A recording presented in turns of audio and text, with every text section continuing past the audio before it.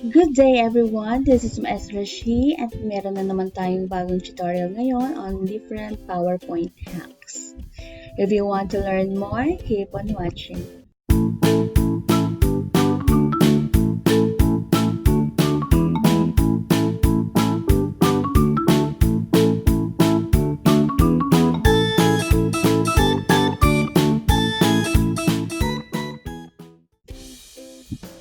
So let's start with the eyedropper tool. An eyedropper tool is a tool wherein you can copy color from any part of an image. Okay, so how are you going to copy the color of any part of the images on your screen?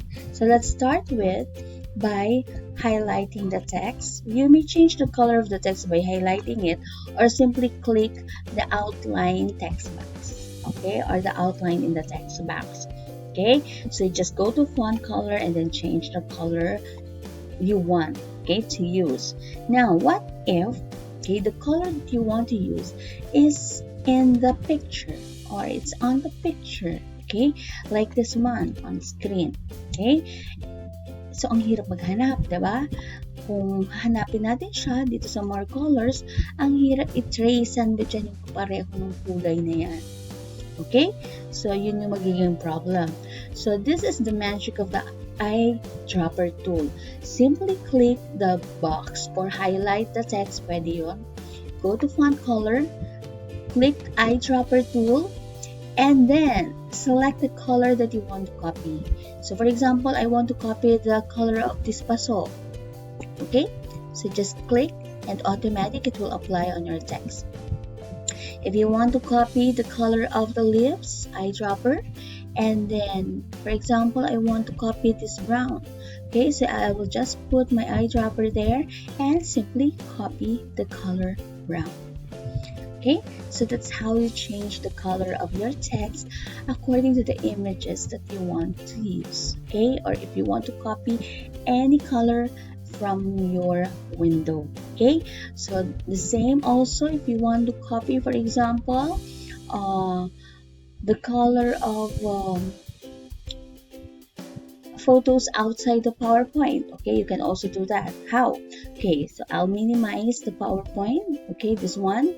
So as you can see, ang eyedropper tool ko ay hanggang PowerPoint lang. Pag nilagay ko siya dito sa labas, okay, nagiging hand tool na siya. So, paano ko maa-apply, for example, or makakopy yung color from outside? So, this is how you do it, okay? You click your mouse pointer from the PowerPoint. Do not release your mouse. Punta tayo sa labas. Okay? And then, mamili na tayo ng color. Example, itong blue. I like it. Okay? So just release your mouse and automatic the color of your text will also change. Okay, so the same with the other colors. Eyedropper. Okay, click your mouse, do not remove or do not release, and then go outside. Okay, and then look for the color that you want to use. For example, I want it this one, the red, or this one, the maroon, or the dark red. Okay, and then release. Automatic, it will apply on your text. Okay, so that's how you use the eyedropper tool. Okay, next hack is the copying of your text and photos. So how are you going to copy photos or picture from your PowerPoint? So you simply right click and then copy, and then right click and then paste, diba? So usually we use Control C and Control D. So we do two commands to do it. Okay? What if gusto natin isang command lang ang copy pasting, sabay na? Pwede ba yun? Yes, pwede po. Paano po? Just press Control key. Okay? And then select the picture and then drag. So that's how you copy paste ng sabay sa PowerPoint. Okay, the same with the text. Okay, Control key. Okay, put your mouse pointer on the outline text and then drag. Okay, so that's how you copy paste in Microsoft PowerPoint without using Control C, Control V at mahaba pang process. Next is the reuse slide. So, paano ba tayo mag-reuse ng slide? For example, this is my recent PowerPoint slide or PowerPoint file, and I want to use my previous slide na nagamit ko na sa aking klase before. Okay? So, para hindi na ako gagawa pa nung slide na yun, usually ginagawa natin, we do copy-paste. Okay? And minsan ang hirap maghanap pa ng file, diba? Or ng slide. So, all you have to do is go to Insert menu, go to New Slide, and then look for Reuse Slide, and then automatic the dialog box will appear here on the right side of your screen. Click your Browse File, and then look for the file that you want to use. Okay, so as you can see, I have here the slides I used from my previous files. So all I have to do, okay, is click the slide that I want to reuse, and automatic it will go to my presentation or slide. Okay, so another one, this one, I want to use this. Okay, so automatic it will apply on my new PowerPoint slide. Okay, so just close. So I'm done already. I have now 4 slides for my presentation. Okay, so that's how you reuse your slide. Now, let's go to presentation looping. Usually, when we run our presentation, for example, okay, if we want to run this one or animate our slide, okay, so let's put some okay, so automatic your animation will animate, and then the problem here at the end of the animation, it will end the slideshow. Okay, so paano siya magkakaroon ng looping? Yung paulit-ulit na nag-animate yung animation mo, as in non-stop siya. Okay, unless na nag-press ka ng stop or nag-press ka ng escape key. Okay, so paano gawin yon? Just go to slideshow, go to setup slideshow, and then click the browse at a kiosk. Okay, browse at a kiosk, and then click OK. And automatic, when you play your animation, it will have a looping animation of your slides. It will not stop unless you click escape key or unless you will stop your animation. Okay, so there will be a looping animation of your slides. So that is the purpose of setting the browse into a kiosk. Okay, so let's do the escape, and then let's go to the next, which is the shape fill.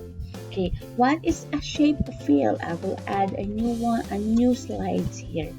Okay, so usually ang shape fill ay kayang-kaya natin gawin lahat yan. Okay, dahil marami nang gumagawa niyan lagi.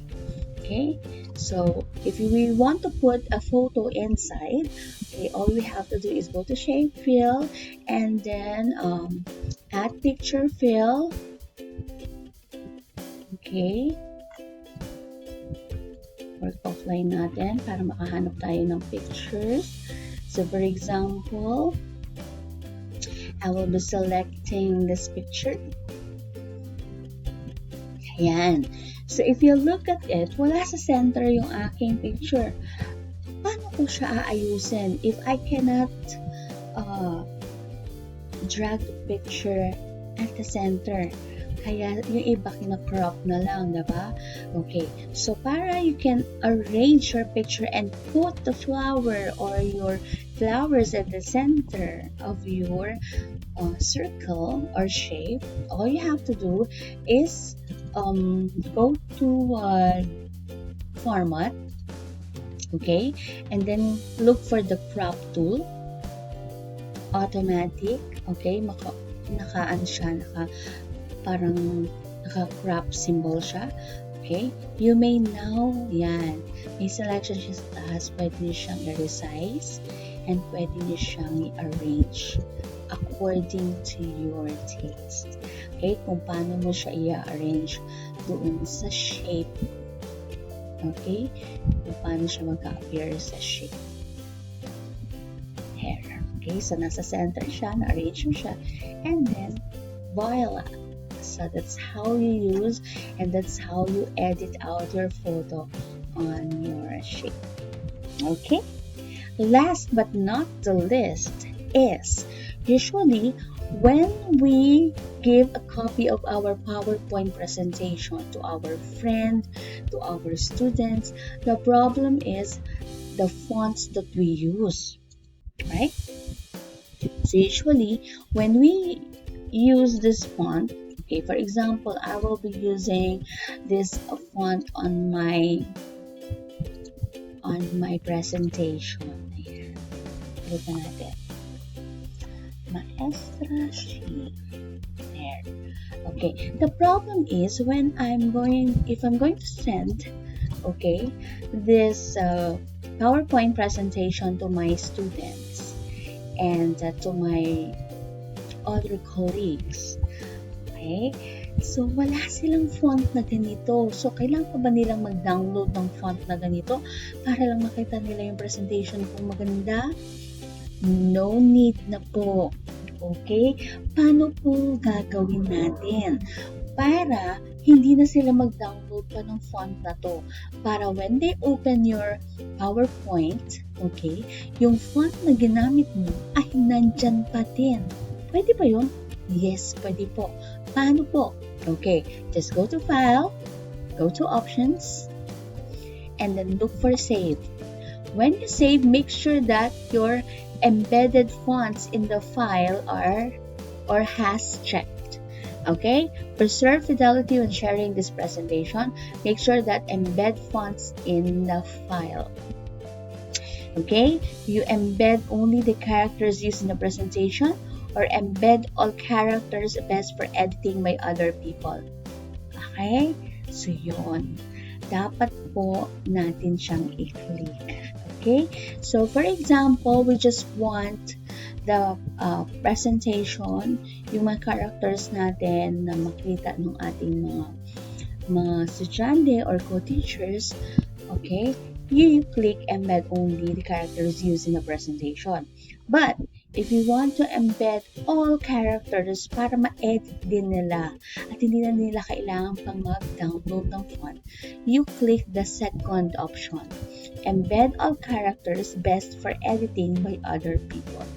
So no need for them to download the fonts. Okay, so once you send them the copy of your presentation, no need for them to download the fonts because it is already embedded in their PowerPoint presentation or in your PowerPoint presentation. Okay, so there. So I'll be clicking the first option, then click OK. So automatic, if I'm going to send my files to my friends, to my students, automatic hindi na nila kailangan pang mag-download pa ng font kasi mabuview nila kung ano yung font na ginamit. Oh, split na lang yan. Split. And then, I'm going to, ayan, nilagyan ko na pala siya 1 second for every picture or every slide, and then after, inalis ko yung on mouse click para automatic yung animation niya. Okay? So, what will happen is that when we run, thank you for watching. Please don't forget to like and subscribe in my channel. Till next video. Thank you.